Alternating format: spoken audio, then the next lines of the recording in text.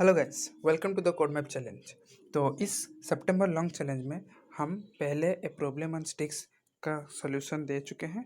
अब हम Ada matrix का देंगे, उसका जेफिन एंड स्वैप, उसका corona virus spread two and find excel भी बना लिए हैं, उसका भी दे देंगे एंड डिवाइड कैंडीज का भी देंगे। ठीक है, तो सब लोग सब्सक्राइब करिए एंड अपडेट रहिए, क्योंकि इस बार से जो सब सोल्यूशन होगा वो फिर ओनली फॉर सब्सक्राइबर्स के लिए होगा। तो चलिए दोस्तों, शुरू करते हैं। तो ये है आपका आडा मैट्रिक्स का क्वेश्चन, जिसमें एक बहुत ही बढ़िया ट्रिकी है, जिसके थ्रू आप ये क्वेश्चन को पूरा सॉल्व कर सकते हैं। तो सबसे पहले मैं क्वेश्चन को समझाऊंगा, उसके बाद उसका लॉजिक में बताऊंगा। ओके, तो इस क्वेश्चन में पहले बोला है कि n इंटू एन एक स्क्वायर मैट्रिक्स देगा। ठीक है, और आपको इसको सॉर्ट करना है। इसका मेन गोल ये है कि इसको सॉर्ट करना है एंड रो बेस्ड, क्या है ना, रो बेस्ड के हिसाब से उसको सॉर्ट करना है। एंड उसके बाद आपको ये भी बोला गया है कि कुछ ऑपरेशंस होगा, एंड वो ऑपरेशंस क्या है ना, सिर्फ और सिर्फ आपको ट्रांसफर्स करने का ऑप्शन है। क्या ट्रांसफर्स करने का ऑप्शन है ना, आपको एक एल, मतलब आपको एक वैल्यू लेना पड़ेगा, लेट से 1 और 2 और 3। ठीक है, और उसी का एल इंटू एल सब मैट्रिक्स जो होगा उसको आपको ट्रांसफर्स करना है। तो ये होगा आपका एक ऑपरेशन। सपोज आपका 4 इंटू 4 एक सब मैट्रिक्स है, सॉरी 4 इंटू 4 एक स्क्वायर मैट्रिक्स है। तो आपको let say L equal to 2, then 2 into 2 sub matrix जो होगा उसका ट्रांसपोज करना पड़ेगा। और इस तरह से आपका एक ऑपरेशन पूरा होता है, एंड इस तरह से कुछ ऑपरेशन के बाद उसको सॉर्ट करना पड़ेगा।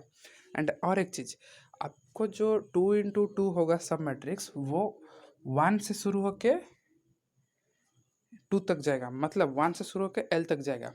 तो आप लोग अभी समझ गए होंगे कि कौन सा सब मैट्रिक्स होगा वो। ठीक है, तो आपका ये क्वेश्चन है। तो अभी हम जाएंगे इनपुट आउटपुट के पास। इनपुट आउटपुट में वैसा कुछ नहीं है, बस बोला है कि टेस्ट केस है। पहला टेस्ट केस टी देगा, उसके बाद उसका वैल्यू एन देगा, जैसे कि यहाँ पे 1 एंड 4। उसके बाद 4 इंटू 4 का तो मैट्रिक्स का सब इनपुट दे देगा। ठीक है, जैसे कि यहाँ पे एक दिया है 1 4, एंड उसका दिया है क्या 1 2 9 13 5 6 10 14 3 7 11 15 4 8 12 16। ओके, तो इसमें सबसे पहला बात यह है कि आप l इक्वल टू 2 लो। तो l इक्वल टू 2 लेने से क्या है, तो देखिए l इक्वल टू 2 मतलब 2 इंटू 2 सब मैट्रिक्स हुआ। ठीक है, तो उसको ट्रांसपोज करो, उसको ट्रांसपोज करो।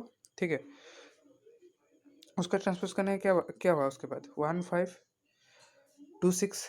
ठीक है, हाँ ठीक है, और बाकी जो था वैसे रह गया 9 13 10 14 3 7 11 15 4 8 12 16, बाकी जैसे था वैसे हुआ। ठीक है, तो आपका 2 इंटू 2 मैट्रिक्स का क्या था 1 2 5 6 था, और एल इक्वल टू 2 का ट्रांसपोज करने के बाद क्या हुआ 1 5 2 6, एंड उसके बाद बाकी जितना था उतना वही वैसे रहा।